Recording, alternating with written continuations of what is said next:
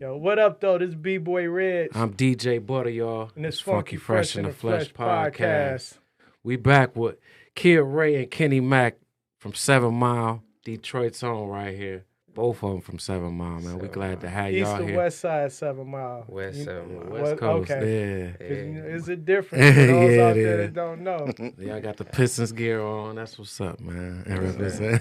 I put some rims on my car, and I had that truck. I used to just circle 7 Mile all day on a Saturday when it was hot. Like it was Belle Isle You know, or something. I grew up on East 7 Mile. Justine Street. That's why. For real? Yeah. That's where I was from. I always thought you was from the west side of Puritan or something. Well, Puritan is that's the family, but that's my first house. Justine, East 7 Mile. I stayed on Eureka, Norwood, Irvington, all over there. HB Butter kind of. Yeah. Damn. Yep, man. We got y'all in the house, man. Kid Rayy, Kenny Mak. Hey, man. Man, talk about growing up in Detroit on 7 Mile. What was it like for both of y'all, man? I mean, for you me, grew up across the street from the hip hop shop almost, right? down the street from the hip hop shop. Yeah. My first part of living on 7 Mile was more so 7 Mile in the Lodge, the James Cousin Service Drive. You feel me? And where the Pizza Hut was right there. Levan Hawkins. Scotty D. Right across the street from the Wendy's. Yeah. You know what I'm saying? Yeah, his uncle used to be working in that one. Jay Reed, Wow. Hey, that's crazy. The Levan Hawkins Pizza Hut. Jay I Reed used to go up there and look for Levan, just like wanted to pitch a business proposal to him all the time, man. For real. Hey, that's... Whatever happened to Levan Hawkins, He man? died in jail, I think he died. Real? In jail. Yeah, he got in some trouble. For white collar crime and stuff with the Burger Kings and all of that. Yeah, still business legend. Though. Yeah. So you were saying you grew up by 7 Mile in the Lodge? Yeah. Basically over there, that was my first little area of growing up in 7 Mile. I'm originally from 7 Mile and the Lodge, you know what I'm saying? Right. And then I just moved all over 7 Mile, moved to 7 Mile in Greenfield. That's where I'm closer to the hip hop shop now. Right. Because while I'm on the Lodge, I got no knowledge of the hip hop shop. Right. You know what I'm saying? Right Back then, I didn't even want to be a rapper. I thought I was gonna be body slamming dudes on WWE or something. Hey, for real. You know you can do both, right? Hey, man. Damn, Vince McMahon, he motherfucking stepped down. I was about to say, holla at me, but he got me too. Too small, man, for that. Yeah. That's cool. That was little Rayy back then. Okay. That's little Rayy. See, y'all might not know. I met Kid Rayy in the car seat when he was a baby, like 3 years old. Right. Because his uncles was my best friend, so I've been intertwined in his family for generations. You know what I'm saying? So it was like when they told me he rapping, I'm like, he rapping for real? He's like, yeah, he needs some beats. I'm like, oh. Shit, I got a shitload of beats. Let's see what he's talking about. You know what I'm saying? Right. But he was already a seasoned rapper. He grew up watching. He had another cousin named Johnny, rest in peace, who passed away, who I was producing. And he was cut. You know what I'm saying? What was his rap name? Johnny Blaze. Okay. Johnny Blaze in the building. I was producing some records for him. And Smooth Killer. Smooth Killer was doing some beats for him. He was trying to make some motion, man, and that nigga had to hustle fire in him, man. You know what I'm saying? Yeah. I get kind of trembling when I speak about him, man. God rest his soul, man. But yeah, little Johnny, you know what I'm saying? That was the nigga who really was rapping and nurturing Kid Rayy. Right. So when I bumped back into Kid Rayy at like 14, 15 years old, he had already done shows with the Behavior Boys and all of the Mindless Behavior. Yeah, all the all of them. He said he had done big shows already. Oh, so you was out there with Mindless Behavior and was you talking about their hair and stuff?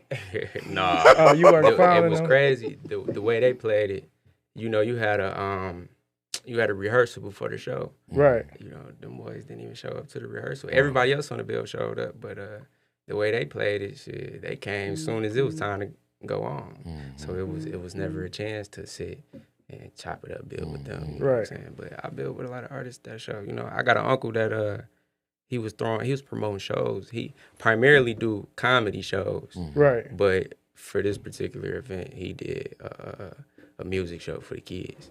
At the time, I'm like 15 years old. Right. You know what I'm saying? It's at the Masonic Temple. I had never did a show to this magnitude before. You know what I'm saying? And it's a crazy story. You know what I'm saying? At that point, you ain't never did a show that big. I'm used to club status and all that. You know what I'm saying? We gonna keep it a buck. Right. So I do that. I got my mans with me. I say, man, I need you to hype man for me, man. We got the show at the Masonic Temple. I'm passing the flyers out of school. I'm known in school for rapping. Right. You know what I'm saying? What school you went to? I went to University High in Ferndale, right across 8 Mile. So Okay. we in the middle. You got Township 8 Mile, then you got West Side 8 Mile, then you got State Fair. You know what I'm saying? All that. So it's just a melting pot of niggas in that bitch. You know what I'm saying? So I'm already known through the school for rapping. We passed the flyers out for the show. Shit. Boom. We know everybody finna be there. Mindless Behavior, a big deal to kids my age at that point, especially girls. So that's all we cared about at the time. The girls coming.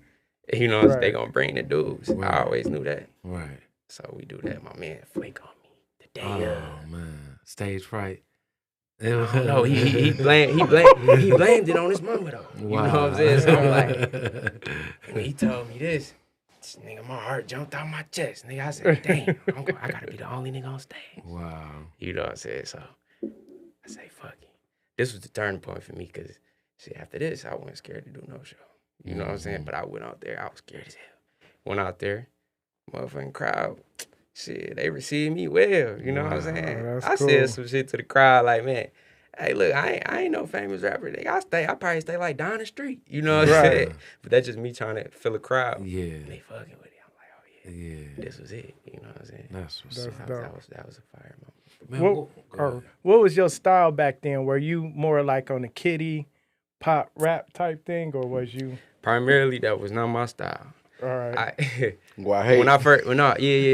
Why hate? But I did like making kiddie music. I could make some kiddie music. Right. Not really kiddie as far as for kids, but like kiddie as far as my age appropriate. Right. You know what I'm saying? Okay. So the content. Yeah. Especially once my mama got invested to my music. You know what I'm saying? At that time.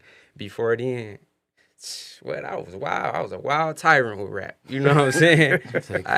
Hey, for real. Because you got to remember, Johnny was rapping. You know what I'm saying? And Johnny was cut. You know what I'm saying? Right. And Johnny was on all that time everybody on. You know what I'm saying? For sure. For real. Okay. So, but he was really living that way. Really, you know what I'm saying? Really fast car. You know what I'm saying? Right. So, hey, and this my man. You know what I'm saying? So.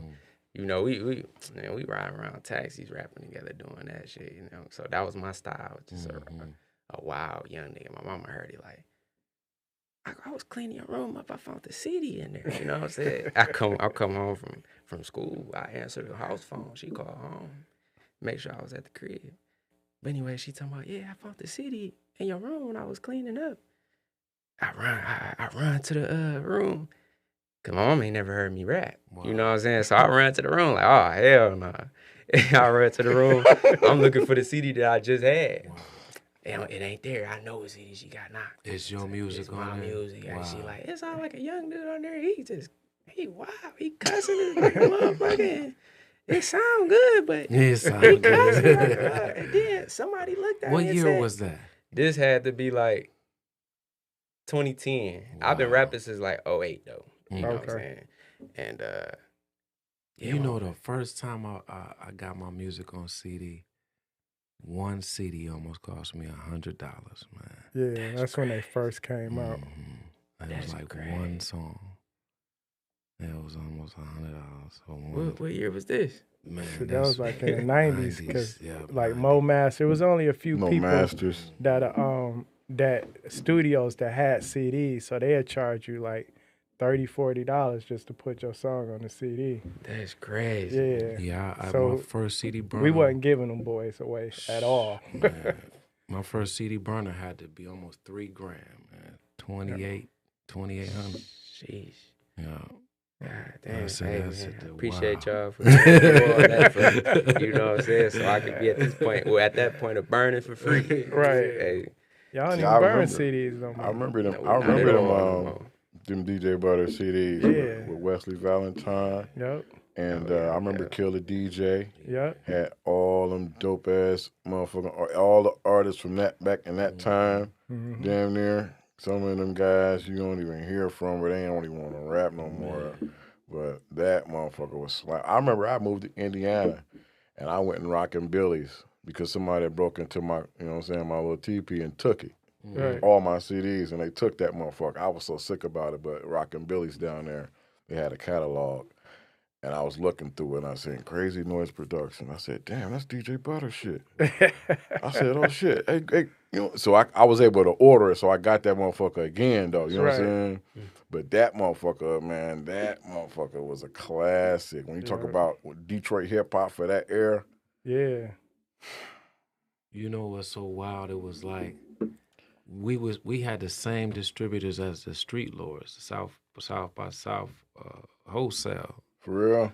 Southwest Wholesale. I'm sorry, Southwest Wholesale. And when they seen the Rollies on TikTok album and Platinum Status, you know, all these big names on their album, so they was selling them like hotcakes, and they was looking at mine like, no codes, Royce, who the fuck is these guys, you know? Right. So my checks was small, like in the beginning, you know, but Street Lord's first checks was huge. But Napster took over. Oh yeah. And they went bankrupt on us. About 2002. That's when Blade went his way, and everybody, we was all trying to understand, like, why did they go bankrupt? They fucked all our money up. We gave them a bag of CDs and, you know, tapes. It made a lot of people pissed off. A lot of crews got broken up from that stuff. But damn. 99, 2000, man. I ordered I ordered about maybe $5,000-$6,000 worth of CDs, and they wanted half the batch, and they closed on us, man. It was crazy. Damn. That's crazy. But yeah, fuck all that. Yeah, I just want to ask you, Ray, what music you grew up on? What was your first CD you got a hold of? I would say I don't even remember the first CD I had. Oh, my first CD was my mama's first CD. You know what I'm saying? We talking about Anita Baker and shit like that. Sade, you know what I'm saying? And my mama listened to a lot of rap too. You know, she like Too Short and shit like that. You know what I'm saying? So, but the first song that resonated with me and made me like love hip hop was Hard Knock Life. You know what I'm saying? Hence why Jay-Z my favorite rapper. Wow. This is the first song. You know what I'm saying? And I heard a lot of Jay-Z. Growing up around my uncles, you know what I'm saying, who are like fathers to me. In their own way. You know, I hear a lot of Jay-Z. They like a lot of East Coast rap. You know what I'm saying? Well, I got an uncle that like West Coast rap, but I hear a lot of East Coast rap. You know what I'm saying? That's where I grew up hearing outside of what we got in the city. You know what I'm saying? But, Did you go back to jazz? Did you listen to jazz old stuff when you got Jazz-O? Yeah, his partner, Hawaiian Sophie and all that. Yeah. No, I didn't go back and listen to any jazz old records, but you know, I hear the records he got with Jay-Z, and then you might hear a few Jazz-O solo records just on the path with Jay-Z, you know what I'm saying? Yeah, once I went down that rabbit hole. You know? Let me ask you this, right? So you heard them records growing up, because your era is different. Because when we grew up, rap wasn't common on the radio until we got to be like teenagers, right? Y'all grew up, rap was on the radio all the time. Sure. Is there any songs you go back and listen to and like, damn, that's what they meant? Like you hear them different now? Yeah. Like you understand what they was talking about compared to when you was a kid? Yeah, hell yeah. It's a bunch of them. Is it and that's somebody what make you love them more? Because it's like I matured and now I listen to the music from a mature mind state now and a more grown brain. Right. When I'm young, I couldn't comprehend a lot of things was going over my head. Right. Outside of the right at you bars, you know what I'm saying? Right. But all the intricate double entendres or anything like that. Or messages. Right. I didn't understand. Right. Yeah. Yeah, that's cool. What's one of your favorite albums? Favorite rap albums? I got a few favorite rap albums. What's your top 3? To me, Jay-Z, American Gangster. Oh yeah, that was well put together. It's a slept on album of his, you know what I'm saying? And that's in my top 3 albums of all time, you know what I'm saying? And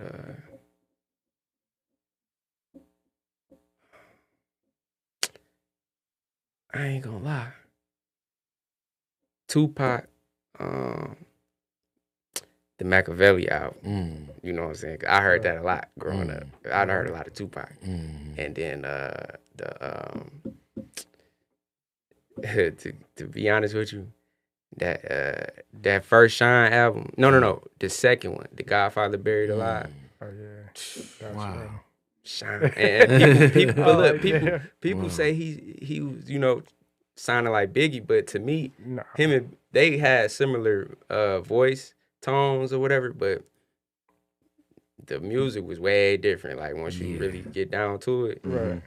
He was a artist in his own. You know what I'm saying? It was more gangster rap, but you know his lead single, that Bad Boy joint, was dope. That was fire. Yeah. What's your top 3, Kay Mak? Let me see. My top 3. Man, that's funny. I ain't never really been asked that. I'll probably have to say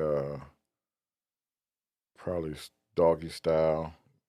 You know what I'm saying? That came out when I was 13. That really changed the way I thought about life. You know what I'm saying? The whole Dog Pound era and that shit was coming up. I think that Ghetto Boy Resurrection. You know what I'm saying? Because that was you know what I'm saying? Yeah, they was dropping Larry a lot. Hoover introduced that album. Man, yeah, that was hard. Point of No Return was on there. I think that album was banned from prison or something. Who was banned in prison or something. Yeah, that was a tough ass album. They was talking a lot of you know, and I think my third one I'll probably say I don't know, man. I would agree with, even though I'm really not a Jay-Z fan, American Gangster was one of the best rap albums, soundtracks, all that put in one, dog. Nigga, from front to back. I ain't a P. Diddy fan or a Jay-Z fan, for real. You know what I'm saying? But musically, sonically, that motherfucker was slapping every fucking record. That American Gangster was different, dog. I think it's really slept on. People don't listen to it. Everything that came with him even putting American Gangster out at that point, because he just came with the Kingdom Come album right before that. You know, so he came with American Gangster. It was kind of like he had a point to prove, and he making this a film record, like, you know what I'm saying, based on American Gangster. Right. And that was just fire to me. I think that's why it was slept on, because it was associated with the film so much. Because like the lyrics, everything, like you said, was hard on that. So and you know something else about that film too that was kind of crazy? I never really remembered that mug being in the movies. I just remember the nigga at Glory Foods selling me that shit on DVD. You know what I'm saying? Or Mike's Foods, nigga. It's all, that's how they got around with that movie. That movie never really even hit theaters. So it was no real promotion for the American Gangster music, because it wasn't any really promotion for the movie.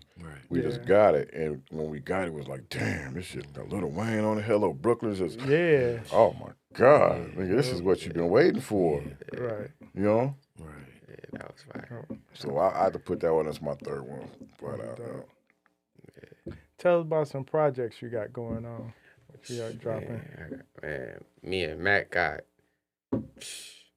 probably about 3 projects that we can just drop right now type shit, you know what I'm saying? It's more so about just how to drop the shit, you know what I'm saying? And not trying to repeat what I've been doing. And then I got another project, me and my man Don John, we already got a project out now. It's called August. It's my EP. You know what I'm saying? And me and him just got a bunch of records together too. And, me and Butter got a bunch of records together from when I was like 17, 16, you know what I'm saying? So revamp that. That's another project, you know. So, talk about that track you got with Boldy. Oh man, the track with Boldy. Hey, it's a crazy story, right? So the first time I met Boldy was with you. You invited us to the Art of Rock Climbing. the listening part. Wow. Okay. Yeah. So you start. It's kind of like you started that. So boom. That's when I first started hearing about Boldy or whatever. I was hearing about him, then I met him. Then I went down the rabbit hole to checking him out. You know what I'm saying? You know, as an artist, you check out other artists too. You feel me? And see what you up against. You know what I'm saying? It's a blood sport. You know what I'm saying? So, but it's all cool too. So yeah, I listen to Boldy. I'm like, this nigga, Boldy James, my favorite Detroit rapper outside of myself. Right. I'm like, Boldy cold. I ain't never heard of him before. Yeah. You know what I'm saying? That's so crazy. I'm listening to him. Boom. We leave. Fast forward years later. I'm rolling around with Mac. Boldy just dropped this little project. I'm listening to it. I listen to every Detroit rapper when they drop too. But Boldy dropped. I'm listening to the album. I say, damn, this shit hard as hell. I pick Mac up. He like, man, you been listening to a lot of Boldy James lately, man.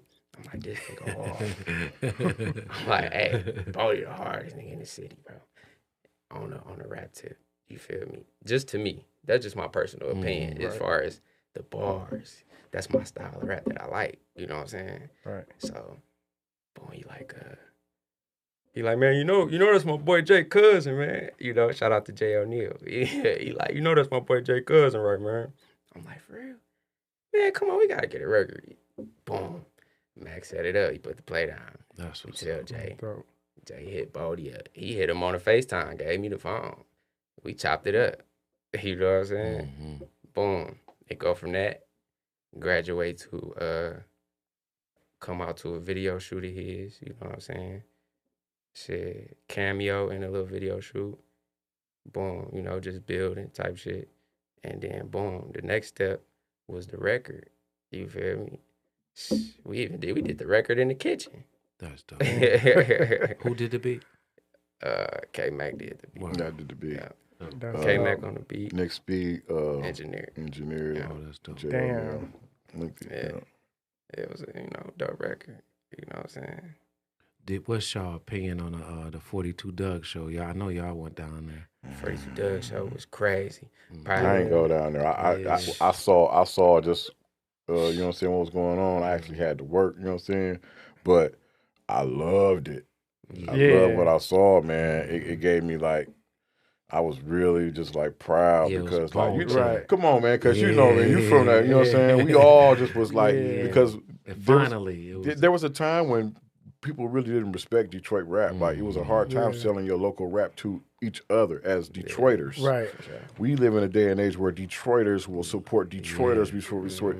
So seeing that for our culture, for our hip, for our, it was like, man, I love this shit. Yeah. That shit was dope as hell. I remember going to the stores and they was like, Butter, you got too much Detroit shit on these things. You know what I'm saying? Right. And to see how it is now, it's amazing, man. It really is.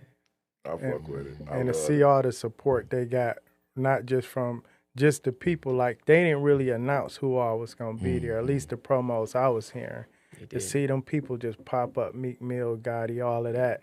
But people was going to see 42 Dugg and Team Eastside and Doughboy Cash Out and all of that. And they filled that bitch up, right? Yeah. So it was just like, to see that was just like, man, amazing.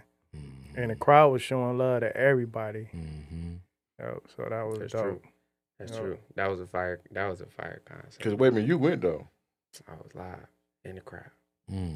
You seen them shooting the dice in the crowd and all? Yeah, no, I didn't see that. I was there, but I seen videos once I got to Yeah. We go all the way out, don't we? Yeah. I'm like, that's some Detroit shit right there.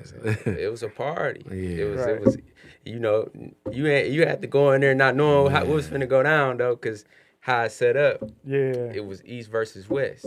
But it was so friendly in there. You know what I'm saying? It made you drop a tear almost just seeing how friendly it was. Like, Right. I like that. You know I what like I'm that saying? though, because you know what though, and I think this new era of rappers, they actually get it. You know what I'm saying? Right. The East and the West is just like the all-star game. Right. We still gonna hang out. We still gonna party. We still gonna get money and features. I'm still gonna share my fan base with your fan base. It ain't like I got to kill you. I ain't got to cause you no violence because ain't nothing really happened on that end. on our end back in, it was like really serious. Battle, like battle rap you. We were just talking about this. It was either all you battle rap. if you was shitless. You're shitless. It was secret shitless. You know what I'm saying? Because cool clubs. No, that's just a fact. Battle rapping, blackball. It was either battle rapping or you had the street dudes that was really at it. You know what I'm saying? But either way, it was just too much division going on. So that's what made that show so great, because it was like, man, we here to make money, have a good time, and put on a show. Mm-hmm. You know what I'm saying? And all the outsiders that came, they respected that. So it showed a unified front, because it was like, yeah, you coming here to perform in our city. Mm-hmm. So they had to recognize and respect what we was doing. Back in the day, you had them artists come in, and it's like, oh, everybody's in awe of them. You know what I'm saying? Mm-hmm. But you got to see something different, a different dynamic there this time. So, yeah, I think a lot of them artists got different respect for Detroit now.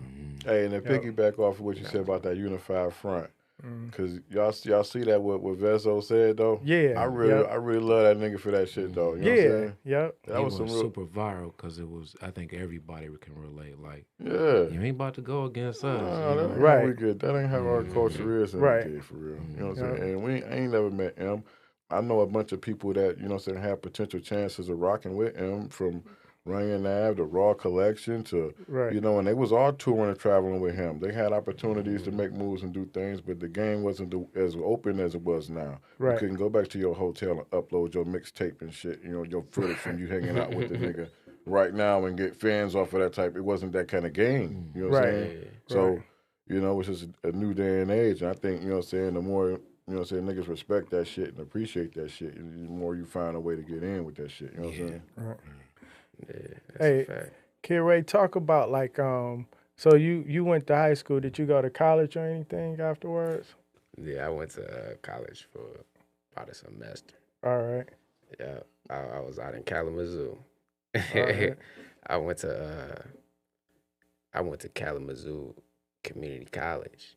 I could have stayed here and went to community college. But all my boys who went out to college, I went to college a year late too. Once I graduated high school, it was on the fly. I was free. My mama said, just do me one favor, graduate high school. I did that. You know what I'm saying? My mama was satisfied. So I didn't want to go to college. But once that summer hit and all my boys gone, you know what I'm saying? Yeah. I'm like, man, I'm going to school. I started going up there, visiting them, seeing how fun that shit was looking. And I went down there for all the wrong reasons. Hey, but you went to college. It was an experience that I appreciate, and I'm glad that I did. Yeah, that's dope. Because they try to make it like y'all generation can get rich at home chilling, and nobody's supposed to go to school and things like that. College ain't cool, you know. College is a fun experience. I encourage like everybody to experience college, even if you don't finish, because it's a lot of people you can meet in college. Them classes like them I had a business 1-on-1 class, and they teach you a lot of shit that they should have been teaching in grade school. You know what I'm saying? Right. That's how they really should have been preparing us for life. But I did like that class. You know what I'm saying? But once it got dropped, it was back to this party. Right. You said something that was important too. You said all your friends went away to college, because we are influenced by our circle. So you like, shit, all my boys gone, I'm gonna be gone too. Because a lot of people, all my boys doing this, and that's how they end up in situations. Exactly. So that was good. You had a good circle. Like, shit, at least let me go check it out. For sure. Even if it's just for the women. Hey, for real. And the weed or whatever. But hey, you went. Right. Hey, for sure. Those was my main guys, you know. I still had other friends, you know what I'm saying? But my main, they ain't gonna be on no type of dumb shit. We all trying to elevate in some sense, especially if I'm bringing you around my peoples. Right. You know, so yeah.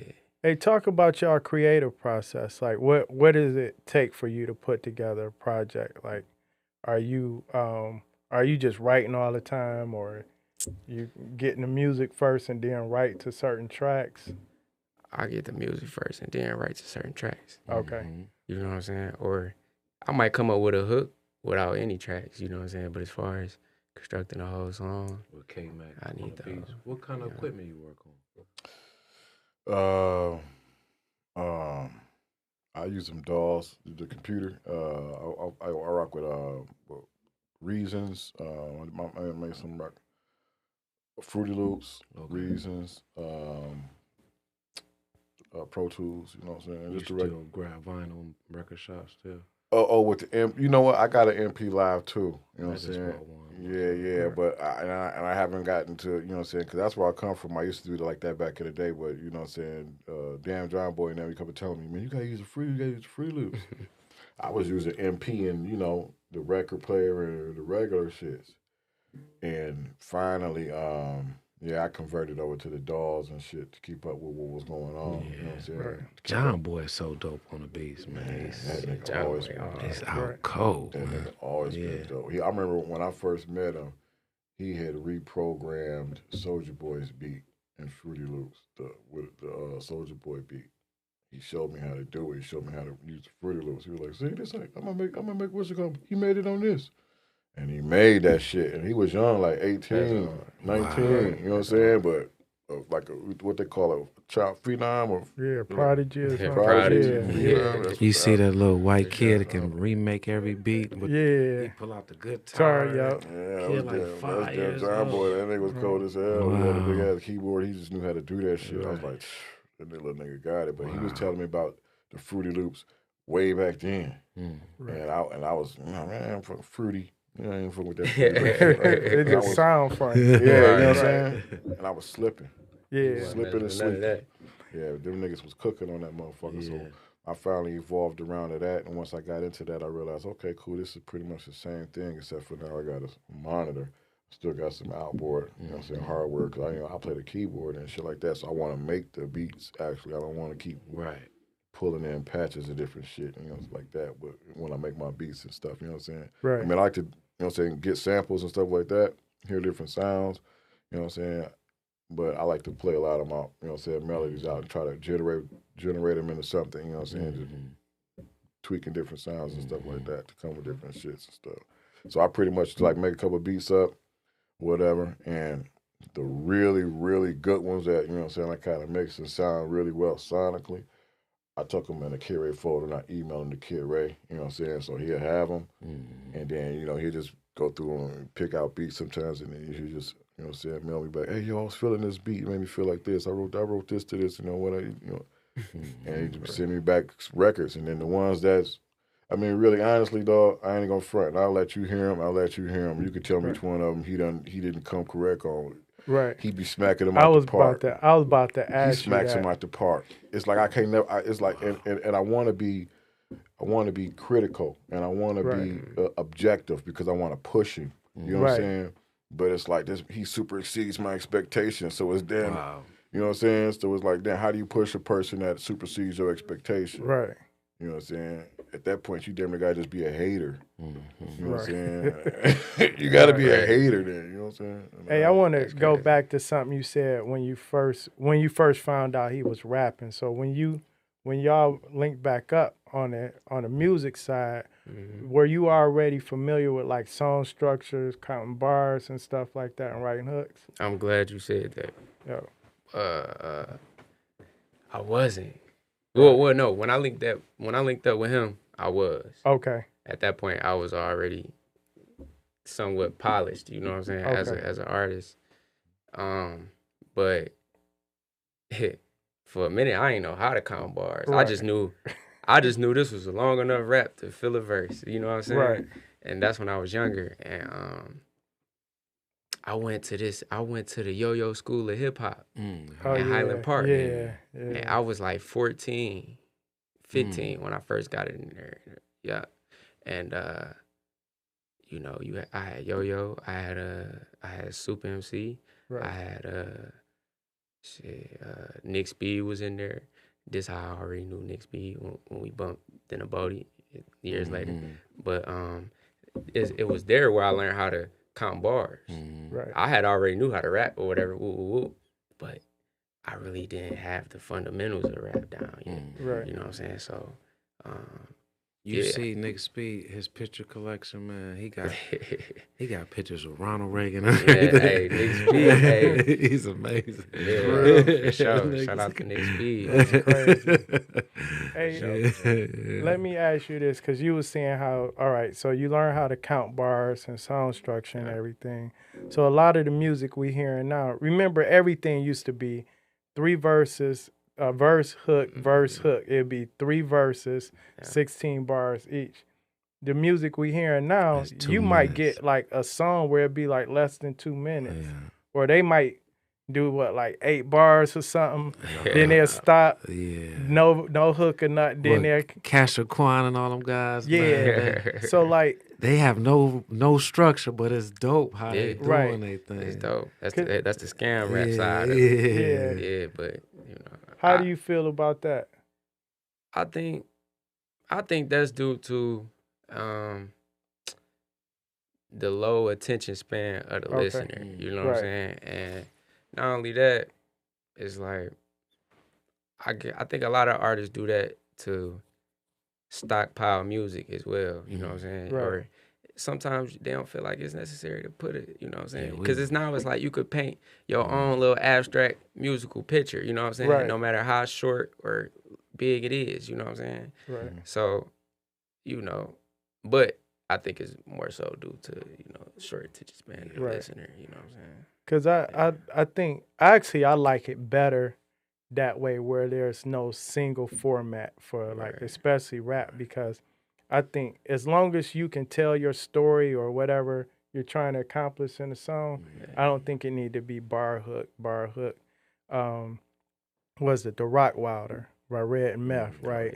You think of how short that song is, and they just go at it. And they say it was an extra verse or something that got trashed, but it was like, you look at the impact of that song, and then you look at what we hearing today, it's like, you don't need that same format.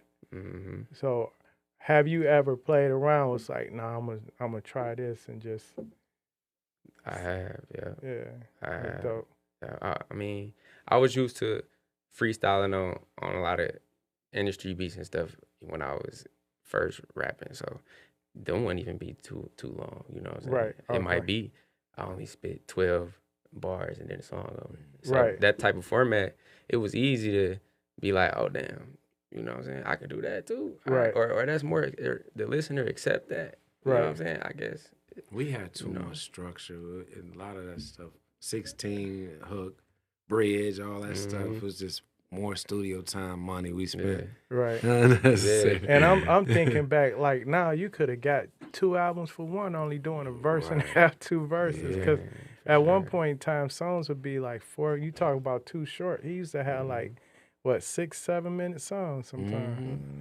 So it's dope. Hey, I know you mentioned Jay-Z and some of the other people. Who really, outside of Boldy, who in Detroit influenced you as far as lyricists or just MCs, period? Okay, you got Blade Icewood. I heard a lot of Blade Icewood. All right. You know what I'm saying? Big Hurt. Yeah. You know what I'm saying? I mean, I like GT, Vezo, Babyface, Rayy. I like all Detroit artists. Right. For the most part. You know what I'm saying? I bang all that. You know, it get times where people be like, I might ride with Mac, right? He might want to feel like he want to hear a certain style of music. You know what I'm saying? Man, why you listening to this kid, right? Man, you listening to this too much, man. You know what I'm saying? But I'm like, I appreciate so much. Yeah. So many forms of music. I might listen to somebody and you feel like he the wackest rapper ever. And then you hear my music, like, how do you listen to this? Right. You don't even, you a lyrical rapper, but you listen to this, it sound crazy. But to me, I be always finding the art in something like, man, it's hard. You know what I'm saying? Yeah, I always try to accept, because everybody different. You know what I'm saying? Everybody can't be lyricists. Everybody can't be trap artists. Everybody can't be street artists. Everybody, you know what I'm saying? Right. It is what it is. What y'all love the most about being from Detroit, man? Starting with you, Ray. Man, it's kind of like bragging, right, being from Detroit. You know what I'm saying? Especially I done been all over. I done been in Kalamazoo, people lying saying they from Detroit. all type of stuff. So obviously it's a privilege to be from here. You know what I'm saying? And we just get the resilience. We a resilient city. You know what I'm saying? And it symbolized, the Lions is a symbolism of real Detroit. Yeah, that's why we was behind the Lions so much this season, because that really symbolized the city. This season they had, even though they didn't win, you know what I'm saying? Yeah, it gave the city hope. Yeah, because we really felt that. You know what I'm saying? That was a metaphor in itself. Like, we really felt the Lions. You know what I'm saying? Man, I got off. I went to Jamaica, man. I had my D hat on. And I got off the boat. You know, they carve shit, you know, as soon as you walk in, they trying to make something out of wood for you. Mm-hmm. And the guy walked up to me, is like, "What up, dog?" And trying to give me a piece of his carved wood. You know, he was trying to carve my... I couldn't believe it. Like, I almost dropped a tear. Like, I can't believe how universal we are here, you know, here, you know. What about you, Kay Mak? I think it's more so the sense of liberation that Detroiters have. You know what I'm saying? Like, I lived around a couple other different cities. We have a certain sense of liberation where we do shit. We really let our nuts hang around this motherfucker. When you go to other cities and their black communities, they don't act that way. They don't move that way. They kind of like tuck up and clean up a little bit. In Detroit, it ain't really like that. It's dog eat dog, go get it, and you know. It don't matter what that person is. I got to go through to get my, you know what I'm saying? It's a real grit in the grind. It's a real liberated. I have the authority to go after my own. And in other cities and other states and stuff that I lived in, black community don't move like that. Especially when they get around, they're not a black city. So it's like a lot less of them. You know, like I was in Alabama, I was in Indiana. I've been out in Houston. I lived in a couple of these different cities. It don't move the way Detroiters move. You know what I'm saying? You can smell the Posner and Jerry Curl and Soul Train and stuff. You see what I'm saying? It's a totally different vibe. You know what I'm saying? Like, you know, it's a serious play. Yeah, I think that's probably it. That Detroiter sense of liberation. You know what I'm saying? We really can do what you know what I'm saying. And we had that mentality about, you know what I'm saying, to make a lot of us like go-getters kind of. Yeah, you know what I'm saying? All right. Man, tell the world, man, when the project coming out, Rayy, your debut, your solo joint that you about to drop soon with the Boldy joint on there and all that. When we gonna get that? We ain't even got a date for that. Okay. But we can get it to y'all this soon, year. But we don't know when this year. You know what I'm saying? But we gonna shoot for spring. Okay. You know what I'm saying? So stay tuned. Spring, we gonna turn spring up and get it right for the summer. You know what I'm saying? But in the meantime, you know, I'll definitely be sprinkling records leading up to that. You know what I'm saying? Okay. So that's what we on right now. You know what I'm saying? Just kind of we'll get the vinyl and the cassettes and all that. Yeah. Gotta get on that wave. Nostalgic, you know what I'm saying? Right. So we got another record with Stretch Money too. Oh, that's dope. You know what I'm saying?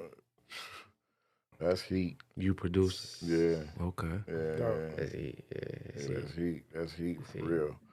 Stretch on there, cause you know Stretch don't hold him up. Bar none with his shout out to Stretch Money too. Stretch Money one of the coldest in the city too. Bar for bar.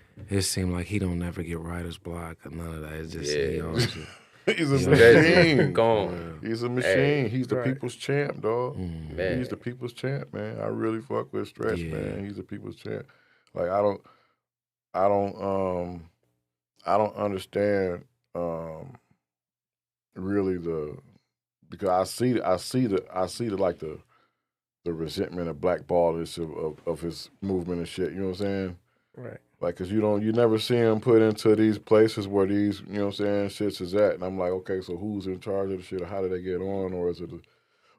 I don't know the business and works and outworks of that shit, man. Shit, if I know Kid Rayy be the number one artist in the city, you know what I'm saying? But I don't know how that part of the game works. But I'm like, this nigga cold as fuck. Right. And he willing to work. And he ain't gonna be on no bullshit on the business end of the work neither. No. Yep. Shit look 100 to me across the board. You know, I ain't never really been no judgment of nobody, but I mean, if you ask me, you know what I'm saying? But I say that nigga the people's champ, man. I'm proud of that shit. That nigga on this shit, man. Yeah, Stretch hard. Boldy and Stretch. Spitters. And Doughboy Dre from Doughboy's Cash. That's my guy. That's dope. He's a lyricist cool guy too. right You know what I'm saying? Okay. He appeared to be. I ain't never met him, but I know I met Pay and all them guys. But I like the way Dre handled himself. With Dre got a foundation and everything now. I think. Yeah. I think the Forever Fresh Foundation, something like that. 100 dudes. Dre 100 for sure. And he a lyricist. You know what I'm saying? So that's why when Kid Ray be like, man, he be around with Kay Mak. I only like to listen to certain type of stuff, man, because I really feel like, how can I say this without getting edited out? The music is deeper than just the music. Oh, you know yeah. what I'm saying? Right. So and I really believe that, you know what I'm saying, certain entities take control of the music when you devote it to a certain direction. So I try not to listen to a lot of shit that goes in a certain direction or has a certain type of purpose or narrative in it. You know what I'm saying? Right. I want to make more or less so music that is harmonious or unifies. You know what I'm saying? It could be fun, it could be exciting, it could be about a lot of different shit, and it also can be about expressing situations and things like that. But when it goes into a bad, negative narrative, then I don't really like to fuck with that shit. But Kid Ray can find the art in anything. Right. You know what I'm saying? Man, I be trying to put Mac Hip, man, to some good music. He do. Hey, he be cracking me open to some shit. You know what I'm saying? Because I wasn't, and this may sound crazy to you, I was never really a Meek Mill's fan. I didn't listen to nothing Meek Mill's had going on because that nigga was like yelling all the time, and I thought he was like biting off an Ice Wear Vezo. That was my personal opinion. You know what I'm saying? I wasn't part of the. I was living in Indiana at the time when Meek Mill was coming up and Ice Wear Vezo was coming up at the same time, pretty much. You know what I'm saying? About 2012, 2013, whatever. And I was hearing Ice Wear Vezo songs, and I'm like, okay, he yelling, okay, but he Detroit. I fuck with it. You know what I'm saying? I kept hearing Meek Mill's doing that shit. Like, man, he trying to sound like, I don't fuck with him. And I never listened to no more Meek Mill shit. But Kid Ray, you know what I'm saying, through his persuasion, you know what I'm saying, got me hip to understand. That song with him and T Grizzly is out. You know what I'm saying? That was a classic. So, I you know what I'm saying, I started opening up to, he be putting me hip to some artists I can't front, you know what I'm saying? He cracked me up to, especially the newer artists, you know what I'm saying? I'm stuck in my old ways about rappers. We appreciate y'all. Y'all look like y'all left the Pistons tryouts. Man, we just had to come represent for Detroit. You know what I'm saying? You heard about the tryouts they had for the Pistons. We could have tried out for a day. Right. They had a trial for real for the Pistons? They did? You serious? Yeah, well, it was a losing streak, and it was people coming in there for a day to try to get on the team. Did anybody make it? Man. I don't know what the new squad looked like. I know some dudes in Persian that could have probably made it. Oh, man, the Pistons out there embarrassing this, man. Damn, I'm gonna have to tell Uncle go try out for the Pistons. I'm too short to do it. I couldn't have made. I ain't gonna front. I couldn't have made the Pistons right now at all. My toes hurt, my back hurt. Players my age retired. We appreciate y'all coming through. Man, it's a pleasure, man. Yeah, well, shout out to G Rizzy, the family, man. Right, shout out to Unc. And man, shout out to your mom, still banging Too Short. Hey, Too Short, E40. What she listen to? What she don't listen to Detroit hip hop? Nah. I haven't heard. Man, you gotta. I'm the only. That's dope. Detroit artist she listened to. Because I was riding with my pops the other day, and he playing Gin and Juice. He tried to turn it up louder. On the cuss words, he turned it up louder. I'm like, that's what's up. You know? When Dre got some bitches from the city, hey, my father turned that up. I'm like, I can't believe he finally understands this. He felt that. That's dope, man. Sure. Man, I appreciate y'all 7 Mile Giants, man, for real, man. We appreciate y'all, man. We Detroit monsters. I want to shout out to Jay O'Neal. Shout out Boldy James. Jay O'Neal. Shout out Stretch. Shout out Doughboy Dre. You know what I'm saying? Right. Jay Rayy. Shout out to Detroit hip hop East and West. You know, everybody shout out to Detroit East and West. Yeah, everybody that the whole city believe in the unity in this sucker. You know, for sure. For real. We appreciate y'all. Funky Fresh in the Flesh. Another episode. And we out. Peace. Rhyme old hats on.